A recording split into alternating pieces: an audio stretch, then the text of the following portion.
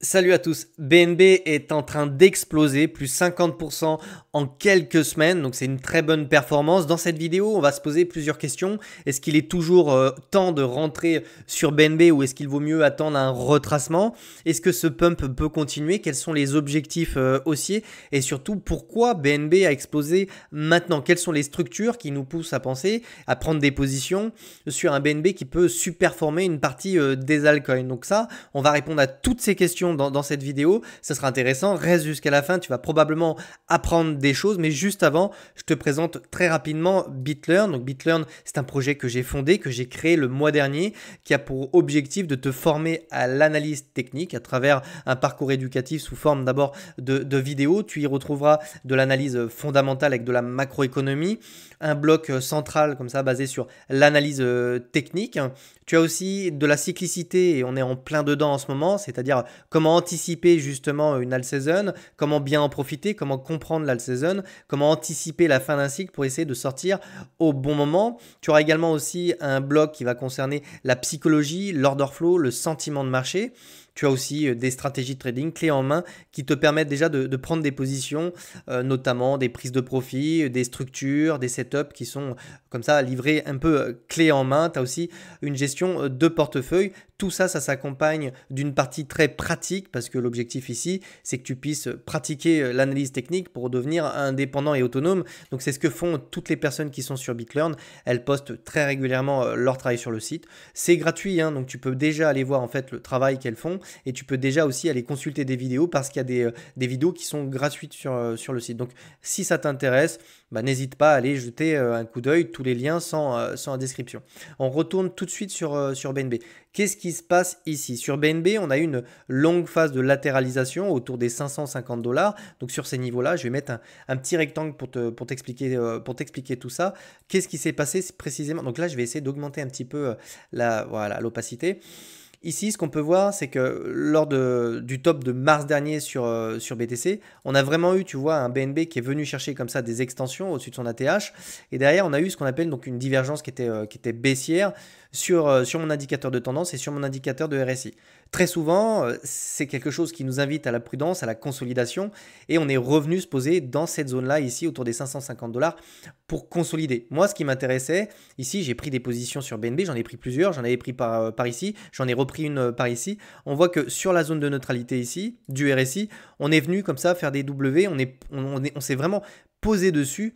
Et ici, tu vois qu'on a vraiment de la marge. Donc là, je vais prendre ma flèche. On a vraiment ici de la marge pour retrouver les zones de surachat. Donc l'idée ici, pour essayer d'anticiper un top sur BNB, ça va être de retrouver une configuration similaire avec un RSI qui vient comme ça chercher des extensions dans la zone de surachat, un MACD qui fera exactement la même chose, qui peut retrouver des niveaux d'excès, et donc un cours comme ça qui va essayer de trouver des extensions, alors même que sur nos indicateurs, on est en train de diverger. D'accord? Donc on aimerait quelque chose d'un petit peu parabolique, avoir nos divergences, et ici, tu aurais plus d'une raison de commencer en fait à sortir du marché à la première divergence. D'accord? Ici, on aura même cette énorme divergence qui finira par se voir dans les prochaines semaines. Donc ici, pour le moment, on a juste un breakout, une extraction, et on peut encore trouver comme ça quelques semaines pour essayer de trouver un top définitif sur BNB. D'accord? Maintenant, pourquoi ce setup était particulièrement intéressant? Déjà, ça ne t'a pas échappé qu'en termes de cyclicité, on a une perte de la dominance sur BTC. Donc ça s'exprime, ça se représente par plusieurs choses. Un, des capitaux qui peuvent sortir du marché sur Bitcoin. Deux, des capitaux qui rentrent dans le marché sur les altcoins ou une rotation des capitaux de BTC vers les altcoins. En général, c'est un petit peu des deux. On voit que sur le total 3 ici, donc très rapidement, on aborde la cyclicité. On vient chercher ici un ATH. On voit qu'ici sur Bitcoin, on est sur un ATH, on commence à consolider, d'accord, sur ces niveaux-là, retracer, consolider. Et on voit que ici, sur la BTC dominance, on a vraiment cassé les niveaux. Donc en fait, on a cette phase-là qui commence. C'est une phase qui est très courte, d'accord, qui est souvent très volatile. On le voit ici, c'est souvent ce qui précède un énorme crash ici sur le marché. Ça a été pareil en 2018. On a vraiment cette perte de la dominance et qui précède toujours un crash sur tout le marché. Donc ici, on commence cette phase-là, d'accord? Elle peut durer quelques semaines et c'est durant cette phase-là que c'est extrêmement intéressant de se positionner sur des alts. Donc BNB explose aujourd'hui, mais c'est en partie lié à la cyclicité, mais pas que. Tu verras qu'on avait déjà c'est pour ça que j'étais rentré sur ces niveaux-là, on avait déjà des informations sur BNB. Donc là, je vais devoir rentrer dans le détail de l'analyse technique, décortiquer tout ça avec mon petit scalpel pour t'expliquer pourquoi ces patterns est extrêmement intéressante, d'accord? Déjà, première chose, c'est cette résistance-là qui était majeure, que je surveillais depuis un long moment. Moi, ce qui m'intéressait, c'était de retrouver du momentum au-dessus de cette trend, d'accord? Tu remarqueras qu'on est vraiment revenu comme ça se poser. Donc souvent, c'est des entrées qui sont parfaites, c'est ce qu'on appelle des pullbacks. Donc vraiment, celui-là, j'en avais déjà parlé sur Twitter, j'en avais déjà parlé sur ma chaîne YouTube, il y a déjà un bon moment de tout ça, d'accord? Ce qu'on regarde aussi ici, sous cette résistance-là, c'est la théorie de dos. On veut des creux qui se retournent, tu vois, on vient faire un plus bas. Ici, on a fait un creux plus haut, un nouveau creux plus haut, un nouveau creux plus haut que le précédent. Ici, on a vraiment le creux qui se fait sur cette neckline, une ligne de coup si tu préfères, d'accord? Et ici, on a vraiment le double pullback, l'extraction, le run-up, la cassure ici, et ensuite on part chercher des extensions. On voit très clairement que c'est ce qu'on peut appeler aussi en chartiste des triangles de compression, d'accord? Des triangles ascendants, donc suivi d'une tendance haussière, triangle de compression.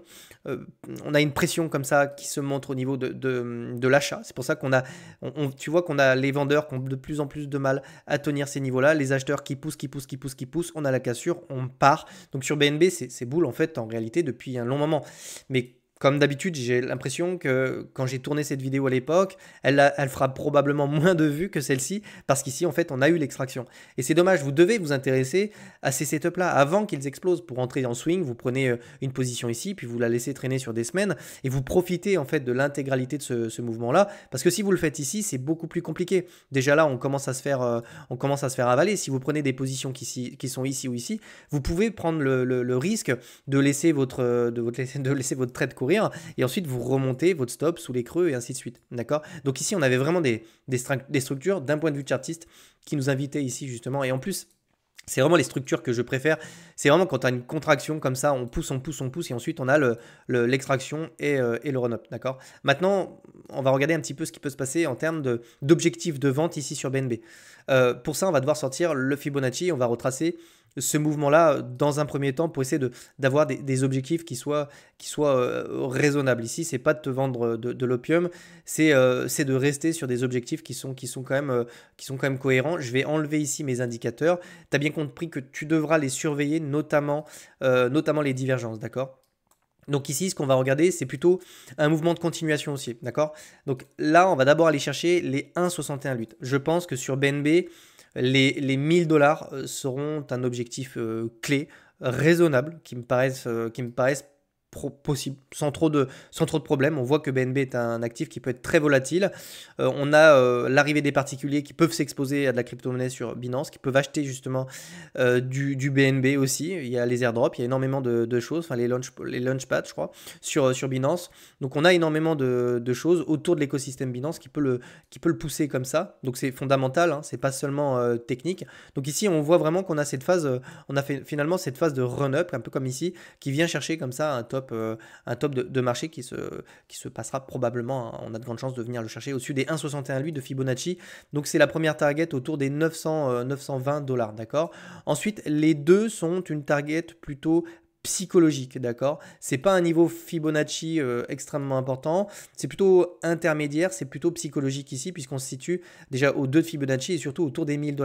Donc là, on rencontrera probablement de la résistance en fait entre ces deux bornes sur BNB, d'accord? Donc vraiment, si tu as acheté du BNB dans ce canal-là, si tu attends un retracement pour entrer sur BNB, entre le 1,61,8 et le 2 de Fibonacci, tu dois commencer à prendre des profits, tu dois commencer à sortir de BNB, d'accord? Ne serait-ce que pour sécuriser tes positions. Ensuite, on a des niveaux d'extension qui sont proches de l'euphorie, qui se situent plus autour des 2,61,8. Donc là, on se situe autour des 1240 dollars. Là, on commence à être sur des niveaux Fibonacci extrêmement importants, d'accord? Donc on est très proche d'un niveau très excessif. Et là, tu t'exposes de plus en plus à des retracements d'envergure autour de ces niveaux-là, d'accord? On peut également coupler ça avec un autre Fibonacci. Cette fois-ci, que je vais utiliser pour retracer le mouvement entier, pour voir si on retrouve un petit peu des choses. Donc le niveau des 1,61,8 qu'on retrouve ici autour des 1000 dollars. Donc vraiment, fais attention, les 1000 dollars, peut-être un niveau clé et psychologique et technique pour prendre des profits, d'accord? Extrêmement important. Et ensuite, on a les niveaux 2,61,8 qui sont des niveaux d'excès. Cette fois-ci, tu comprendras qu'on n'est plus sur de la continuation haussière. J'ai retracé le mouvement entier pour essayer d'avoir une vision un petit peu plus long terme. Donc tu as absolument toutes les targets. Si vraiment on devait venir chercher un marché, parce qu'on a du mal encore à définir l'intensité d'une fin de cycle. Ça peut être une euphorie totale, ça peut être un marché excessif, ça on le sera que dans quelques semaines, d'accord? Donc ici, on a probablement une des dernières targets qui peut se faire autour des 1500 dollars sur BNB. Est-ce que c'est possible? Pour avoir déjà vécu des bull runs, oui, c'est possible. Maintenant, j'apprends à être prudent. Et autour des 1,61,8 de ce Fibonacci, de ce retracement-là, tu dois déjà avoir pris des profits dans cette localisation-là, d'accord? Pour pas te faire piéger. Tu gardes toujours une partie de tes tokens. Et surtout, très important, très important, si on vient chercher comme ça des divergences qui sont baissières dans des zones de survente, comme ici, d'accord? Comme ici, d'accord? Donc c'était pareil à l'époque, Tu as le feu qui passe du feu orange au feu rouge. C'est un type, ça marche vraiment très bien sur les tokens. Donc quand tu as ce genre de configuration, divergence baissière sur ton RSI, sur ton MACD, dans des zones excessives d'euphorie, d'excès, etc., tu dois commencer à réellement sortir du marché pour éviter de t'exposer de trop. Voilà. Tout ça, je te l'apprends sur BitLearn. On regarde tout ça ensemble. Donc tu peux nous rejoindre si ça t'intéresse. Sinon, je te souhaite de passer une excellente journée. Prends soin de toi. Ciao, ciao, à demain.